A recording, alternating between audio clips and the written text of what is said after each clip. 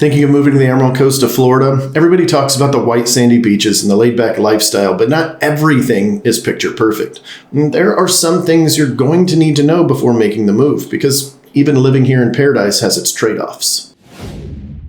Hey, my name is Andrew, or of course you can call me Mongo. I am a real estate professional here on the Emerald Coast. I help families, military families, investors, just really anybody looking to live the beach lifestyle move here and navigate the entire process. And in today's video, we're diving into the 7 truths you need to know before making a move here to the Emerald Coast. And although these might not be deal breakers for everybody, there are some things in this video that people aren't going to tell you. If you can handle them, then great, this might be the perfect place to call home. So let's jump in. Truth number 1. In order to live here on the Emerald Coast, you're probably going to need a car and some extra change in your car for all those tolls that we have here in the area. Listen, public transportation is not that big of a thing out here. The entire Emerald Coast, there are a couple of small pockets where there is a version, I'm putting that in quotations for a reason, a version of public transportation that runs for a few hours per day, and it's a bus. Not a very big one at that. In fact, I would call it a van. And to be honest, I don't know anybody that's ever ridden it or how to ride it or even how to get a pass, if there is a pass, or if it's just for very specific people or specific options or what have you. But the point is, public transportation really isn't a thing here. Everything is very car dependent here. So when you're ready to go grocery shop, go to the gym, go to work, what have you, you're going to need your own vehicle in order to do this. Now, of course, there are rideshare options, Uber and Lyft, particularly in some of the main cities, but there are pockets where it's just a little bit harder to get into. I always think of the area of town I live in where we call it the black hole, right? And it's kind of a joke between friends of mine because if they come over to hang out at my place, there is a period where it's very difficult to get an Uber. We've had the Uber app just running for hours on end, hoping to pick somebody up. And the funny part is, I'm in a coastal town. It shouldn't be that difficult to do. Now, I am in between 2 cities, so that's probably why it's people driving by. And so the Ubers aren't getting picked up because they're getting picked up in Navarre and Fort Walton, and it's sort of skipping mine. And it is only for a short period. Most of the time, I've got no issue with it. But around 10 o'clock at night and later, it starts getting a little bit more difficult. You're basically hoping that somebody is getting dropped off in your same area, and then that Uber driver is still continuing on from there, and then you'll get it. But just keep that in mind if you're thinking that, the rideshare options are going to be your main mode of transportation, that there will be times and areas that you might be a little bit limited on, so just keep that in mind. And then, of course, depending on where you're deciding to live versus work, there's going to be commute time there too. So, for instance, Freeport to 30A, about 25 to 30 minutes, depending on how deep into Freeport you are. And if you're commuting from Navarre into Fort Walton, let's say you're commuting to Hurlburt Field or Eglin Air Force Base or just Fort Walton in general, you're looking at about 30 minutes. It could actually be a little bit more than that if you're on the far west side of Navarre. In fact, here's a pretty good general rule of thumb. If you're familiar with the area at all, you'll know some of the different cities. It will take approximately 20 to 30 minutes to go in between each city. And that's what the entire Emerald Coast is laid out as. We've got Pensacola moving into Gulf Breeze moving into Navarre, Navarre to Fort Walton to Destin, Destin into Sandestin, Miramar to Santa Rosa Beach, and Santa Rosa Beach into Panama City. Each one of those, you can expect about a 20 to 30 minute drive, assuming that we're not in a period of heavy traffic, which is one of the truths we're going to talk about later. And then on top of the commute times in between the cities, which might not be a big deal to most people, because for a lot of us, we stay within the immediate neighboring cities that we're in. So that's actually not that bad. But depending on where you're living, you're also going to have to deal with toll bridges, which are approximately $4 each way. We've got a toll bridge in Pensacola Beach. We've got another one headed into the Navarre Gulf Breeze area. It's technically Gulf Breeze. Then we've got the one in Destin. Then we've got one from Freeport down into Santa Rosa Beach. And that's not including some of the smaller ones here or there that you might not be commuting to if you're living in our primary area. But at the end of the day, at $4 a pop, it does stack up. If you're working and you're going in and out once per day, once there, once back, that's $4 each way, not total.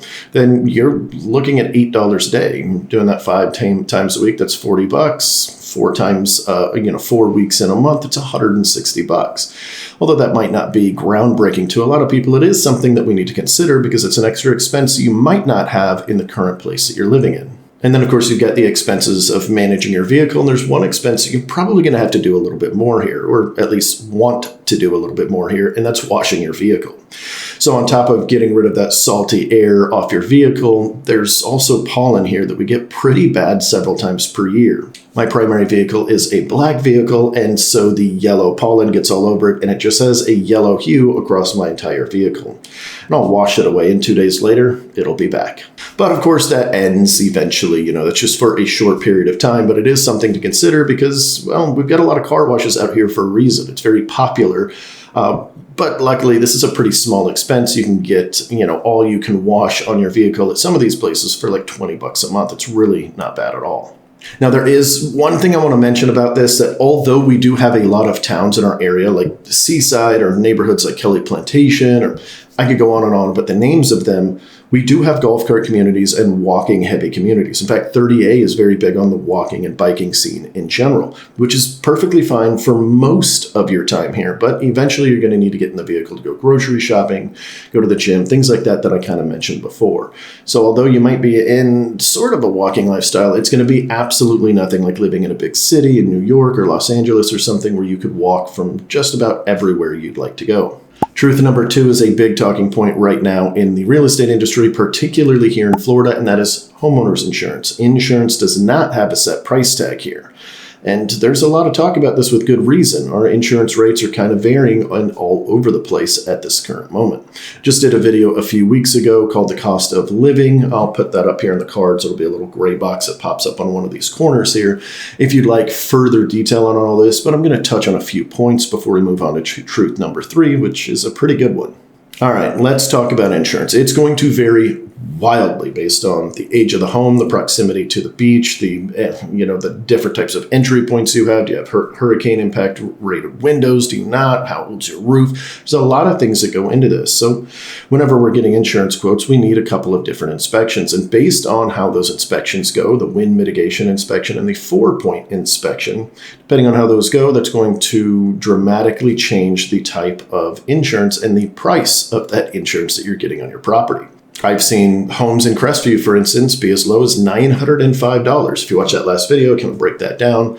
Whereas a similar size home on the water was $4,800. Similar size, similar age, similar overall build, much, much different in the price of homeowners insurance. And then, of course, we've got to worry about different types of insurance. Now, there are really 2 that we've got to worry about. We've got the standard homeowners insurance, which include what we call wind and hazard in general. And then you've got flood insurance that might be an add-on. Now, flood insurance is not near as prevalent in this area as a lot of people think. They think just because we're near the water, everybody's got to have it. In fact, we had a walk-in come into our office not too long ago, and that was his chief complaint. He was like, everything's going to need flood insurance. And he was trying to buy in a city called Walton Beach, which is right next to Destin, where there's almost none that are requiring flood insurance. I mean, it's a small strip right along the water. And then, of course, on Okaloosa Island, they're going to need flood insurance, but the standard home is not. So for most people, flood insurance isn't going to be an issue at all.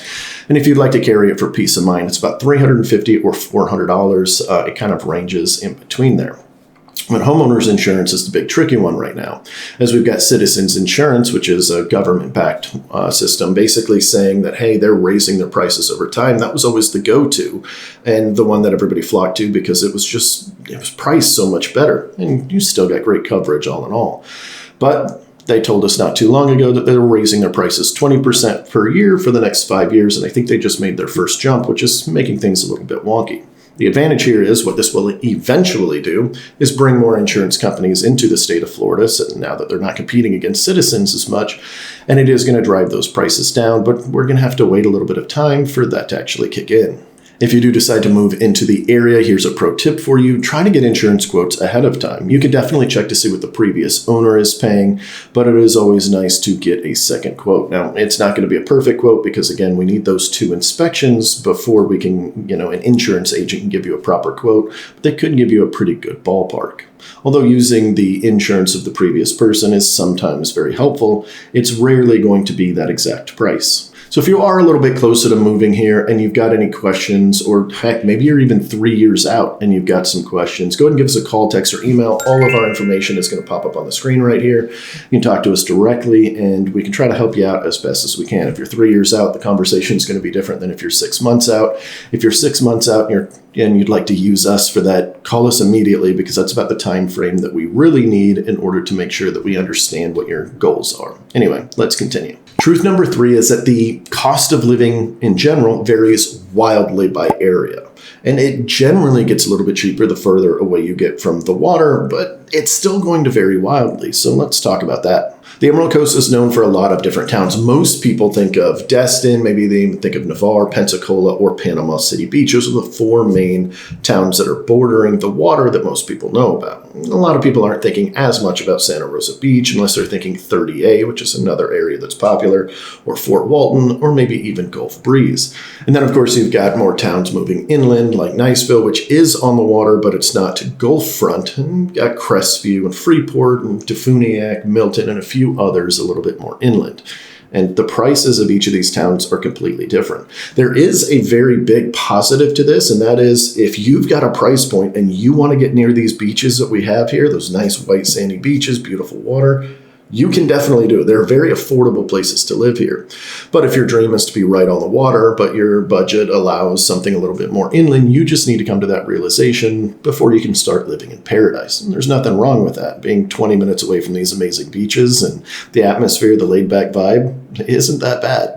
So let's start breaking down just a few of the cities. This entire channel is based around breaking down these cities. So if you don't hear a city that you're interested in on this list, just make sure that you hit that subscribe button. That way you can see some of the other videos where we break down individual cities and actually go around showing you those cities, walking around town, showing you houses and neighborhoods and things like that. So let's go ahead and start with Crestview, probably one of the more affordable places to live. I kind of think of Crestview and Milton in the same boat. They're both extremely affordable to live. They both have a lot of new construction with amazing incentives. If you guys have been watching our channel for a while, you've seen some of these incentives that some of these builders are doing, where they're paying all your closing costs or even giving you any time money to spend on whatever you want, putting in fences for you and gutters and a ton of other things. And their incentives are changing almost weekly. Actually, I think for a few of them, it is weekly, if not monthly. So there are some pretty good options there, and it's extremely affordable. First-time home buyers are great in these areas, but you're going to pay a little bit of a price if you want to go to the beach all the time. It's going to be anywhere from a 30 to 40-minute drive, depending on how deep into Crestview you are. And then we head a little bit east over into Freeport. Well, Freeport is a tiny bit more expensive than Crestview, but the interesting thing about Freeport right now is, particularly in Hammock Bay, there are so many new builds, it's ridiculous, and that drives price down. So it's extremely affordable to live in a place like Freeport that has great infrastructure, but they're still kind of building up. I remember just 5 years ago, Freeport was a blip on the map and it was starting to grow. And I remember telling everybody in 5 years, it's going to be a bigger name. If you've been following the channel for a while, you've been noticing that we've been talking about Freeport a lot more, and that's because of how much it's grown and the great amenities. In fact, one of our agents has already moved into Freeport because, well, it's that awesome. Big thing here, though, super affordable and 30 minutes from the beaches at 30A. Pretty good trade-off. Let's go on to our first coastal town of our list, Fort Walton Beach, which is one of the more affordable coastal towns that we have. In fact, the only other one that I would feel is more affordable at times is Pensacola. But because Pensacola is so big, it goes pretty deep, so it might be more affordable, but you might also be 30 to 40 minutes from the beach, whereas in Fort Walton, you're 10 minutes at any given time to the nearest beach. Now, Fort Walton is located between Eglin Air Force Base and Hurlburt Field, so the entire city is very military friendly. It's got a lot of older homes in that aspect too, so just keep that in mind if that's where you're going to be looking. But at the end of the day, Fort Walton Beach is centrally located. It's right next door to Destin. It's right down the road from Pensacola, and it's got a lot of good amenities right there in town that you would never need to leave if you didn't want to go exploring. Now let's go ahead and move on to one of Fort Walton Beach's most popular neighbors, Destin. Destin is a name that a lot of people know, but the prices are a little bit higher there. In fact, a lot higher if you're comparing it to Fort Walton Beach. There are pockets of walkability in Destin, which is very nice, but it's also heavy with tourist traffic and, heck, traffic in general, which we're not talking about yet, but we'll definitely get to. If you were to continue to head east into Santa Rosa Beach, you'll see that the pricing keeps going up as well, especially if you head down into the 30A area, which is technically a subset of Santa Rosa Beach in general. If you want to stay off the heavy pricing, just stay on the north side of 98 in Santa Rosa Beach, and you'll find definitely more affordable pricing, but you're going to be a little bit further away from that 30A area, which I know a lot of people really enjoy. It's definitely higher pricing, but it's also more luxurious and a better overall vibe, depending on what you're looking for, of course. The last city on our list that I want to touch on, and there are a bunch more that I could continue talking on, but I just kind of want to make this a little snippet here, is Niceville. Now, Niceville is located right on the bay, which is nice. It is waterfront per se, but it's not the waterfront that most people think of. The prices are generally like mid to high range, so it's not quite as bad as Destin, let's say, or Santa Rosa Beach even, but it is pretty close. It's knocking on the door. But you've got more of a suburban feel here, and the schools are very highly rated, and the overall sense of community is really strong in Niceville, so that's generally what you're paying for. Now, that is just a small insight into some of the cost of living when it comes to housing and the overall feel of some of the cities. But if you want to deep dive into this, I'm going to put that link up here again for that cost of living video that we just did a few weeks ago. There are other things to consider when it comes to the overall cost of living in an area, like utilities and things like that. And that varies a little bit by city to city, but the cost overall is pretty nominal. It's going to be about the same wherever you go. And although we have no state income tax here, which is a really, really good thing, nobody's hands are in our pockets for that, thanks tourism industry, there are still other things to consider like HOAs and insurance costs, as we already kind of mentioned, which drive prices up and, kind of overshadow that no state income tax thing. One of the things that we're helping our clients out with quite a lot is, hey, are we choosing between beach access or a bigger house? So I'm curious, comment down below, would you prefer a bigger house or would you prefer closer access to the beach? All right, truth number 4 is a big one for me because it's sort of a love-hate relationship thing, but the tourism industry here will dictate how you live your day-to-day life. So peak season is from March to about August, and then holidays as well that might fall outside of that, or even inside of that March to August time frame. The holidays are even more busy, where it'll take Destin from a 13 to 14,000 sleepy little beach town to 100,000 person bustling area pretty quickly. So here are just some things to expect if you do decide to move down here. Your restaurant wait times are going to be a lot higher. It's not uncommon to go someplace and have a 20, 30-minute wait in order to get into it during peak season, particularly if you're in one of the more tourist-heavy towns like Destin, 30A, and Navarre. Of course, Pensacola and Panama City Beach as well. And the big one, this is why I say it's a love-hate relationship, because I love the tourism industry because of the no state income tax on one aspect, but then some of these downfalls suck. And one of those biggest ones is sometimes Highway 98, which is the main road that goes through. If you're kind of new to the area, there's one main highway that just runs the entire coast. Sometimes it can feel like you're sitting in LA traffic. It is pretty rare, but it has taken me 2 hours to go 10 miles before. Again, I can count on one hand the amount of times it's been that bad, but the regular traffic can definitely make a 20-minute commute into a 40-minute commute overnight, or over an hour, actually. And another one is the public beach access points. They start getting busy at around 10 in the morning during peak season. And if you love going to the beach, and that's one of the big reasons why you lived here, you're going to need to know some of the little secret hidden beach spots in order to avoid these crowds. Which, by the way, we do have those. So, if you move down here, I'll let you in on those secrets. Oh, and this is a random one, but if you live in one of these tourist towns, avoid the grocery stores on Saturdays. It's kind of the peak in and out times when a lot of people are coming in, a lot of people leaving during peak tourist season, and they're getting off the plane or they're driving in town. They're going straight to the grocery store to grab their beers and their Lunchables or whatever else they're grabbing. So it can get a little packed and a little bit busy on Saturdays. But all of these things just help make us adapt a little bit more as locals. So as locals, we choose when we go to the restaurants. A lot of times we have little blackout areas from March to August. We're like, hey, listen, we're not going to any of the tourist places, the McGuire's and the, Red Door, all these great places that a lot of people know if they come visit Destin. we'll just sort of back off a little bit and let y'all enjoy it, and we'll enjoy it during the non-peak times. We also know that if you're going to run errands, it's best to do that in the morning so that you can avoid some of that traffic. And for the very few places that you need a reservation for here in our area, if you're going to do it in advance. Don't try to book it the same day because there's a good chance it's going to be booked up. Lastly, for your beach days, when it's getting busy and packed at 10 a.m. already, you can avoid a little bit of that by going during the weekdays and, of course, during the off season. In fact, it's funny, sometimes we go to the beach in the off season and it feels like Barrett. It's like you, 3 other people within eyesight, which is pretty cool. Of course, that's city dependent. I've never had that experience in, let's say, Destin or 30A. Those beaches tend to stay a little bit busier in general, but in the off season, it's definitely noticeable that the beach is more yours than, everybody within 5 feet of you. We're about halfway through our list here. If you've made it this far, clearly I've provided some sort of value for it. I'd love it for you to scroll down just a little bit and hit that like button. That really helps us out and lets me know that this is the kind of content you guys would like. Truth number 5 is that nature is gorgeous, but it can be inconvenient at times. We do have a hurricane season here. In fact, it's the question we get asked the most about people moving to this area. They see on the news, they see the Weather Channel, and Florida's getting hit again and again and again. Keep in mind that even though we are getting hit as a state, that the chance of it hitting you in your small area of the state is a little bit lower, and we get tons and tons of warning time so that we can get out if needed. But this causes a little bit of an inconvenience because, well, it's smart when you move to Florida to prep a hurricane preparedness kit and keep that up every couple of years to make sure that everything that's in that kit is still good to go. And let's be honest, if you run out of toilet paper in your house and you don't want to run to the store, the first thing you're going to do is run for your kit. So you do have to keep up with it, which is just one more pain in the butt.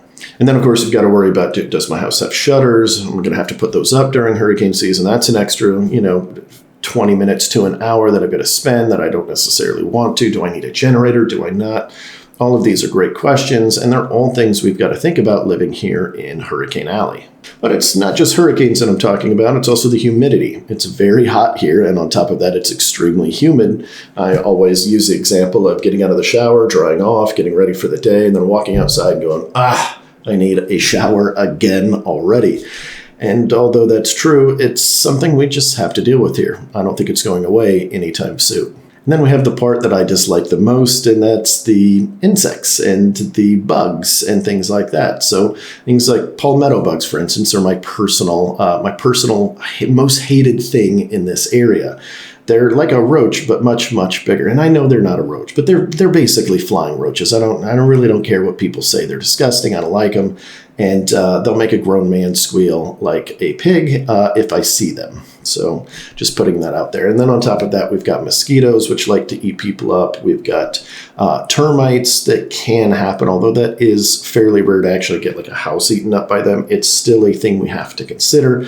And then we've got love bugs, which just like to hit our windows, and it just really stays on there for a while. I don't know why it's so difficult to get off, but it is just hitting your wipers are not going to do it. So you can alleviate a lot of this by just doing pest control. I pay for it through Terminex for my personal home, and I make sure I get the extra bug protection. They'll even come inside, spray inside like little micro holes and things like that some bugs might try to get into, particularly during the transition time between our winter and our, springtime where it starts warming up a little bit. We start seeing a couple of more bugs in the house for a couple of weeks, and then it kind of dissipates out. All right, truth number 6, HOAs and the golf cart life in general can add up. So let's first talk about HOAs. HOAs can run from anywhere from about $20 a year to $1,000 a month. It could actually be higher than that, but that's not going to be the norm for most people. In fact, even $1,000 a month isn't going to be the norm. Some of these condo complexes and stuff that offer a lot of amenities and insure the outside of the building, stuff like that, those are going to be a lot higher per what you're paying for. So you've got to kind of budget that in, especially if you're trying to live in a community like that. We've gotten questions on this channel in the comments before about I don't understand HOAs. What exactly are they providing? And it all kind of depends. Some of them are offering more and some are less. Some feel like it's worth the money, but a lot of them don't feel like that. Now, the number one thing that they're doing is they're keeping things in line. They're keeping rules in place, particularly like an HOA with a single family home community versus like a condo. A condo, people can't really change all that much, but it does keep them from doing that. If somebody wants to take off their front door and put a bright pink door on there and change the entire aesthetic of the condo, they're going to stop that. So that's kind of the big thing. They're just putting rules in place to keep everything in line. And then on top of that, they're handling your amenities, your pool, the lawn care, the sometimes pest control. Like there's just a lot of different things that can be added into that HOA fee. Ultimately, I think the HOAs are out there to protect everybody, but they've got to be run right in order for that to happen. And it's an extra expense we've got to think about. And talking about the golf cart communities in general, there are extra expenses with the golf cart community as well. If you don't already have a golf cart, that's going to be one right there. And they can range anywhere from like a brand new one, about $2,000 to, it can really go up depending on the nature of the type of golf cart you would like. Then you've got to register it. And sometimes you've got to register it with the HOA as well. And then, of course, you got to get insurance on it and any repairs that you might have at additional costs. If it's electric, it's got to get plugged in. That's going to take a little bit of your electricity. If it's gas, you've got to go worry about throwing gas in it all the time. And lastly, they're not always street legal. And if they are, there are still certain roads that you might not be able to drive on. So a little bit of knowledge goes a long way here to know exactly where you can drive it. A lot of times it's very obvious, but let's take a city like Fort Walton Beach. It's definitely not obvious where you can drive it there. There's a whole section of town where it's perfectly acceptable to have golf carts everywhere. There's no signs for it, at least not that I've noticed. Maybe there are, but not that I've noticed. And without having a little bit of inside knowledge, I wouldn't know where I'd be able to drive it. Now, I'm a real estate professional in the area, so obviously I know those things. But if I was just moving here for the first time, I would have no idea.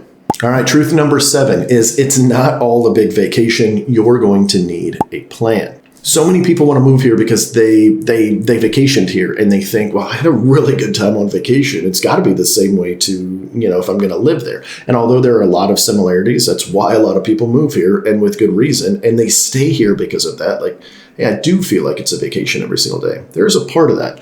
But there are certain parts of it as well where it's going to take away from that vacation feel that you're going to need a plan for. So some of the things when you're actually living here are like school drop-offs and rain. A lot of times people are visiting us during peak season. The reason they're visiting is because the chance of rain is very, very low. But if you're living here full time and living here in, let's say, January is our wettest month of the year. I think it rains like 16 or 17 times that month on average. And it may be off by a day or two. Don't jump at me in the comments if I'm off a little bit. But the point is you're going to have to account for that. And then, of course, you've got whatever work commute you might have and the other commutes you might have because you're living here full time. So remember when you were on vacation here that you were like, hey, this traffic kind of sucks. Or, hey, I hated waiting for this restaurant.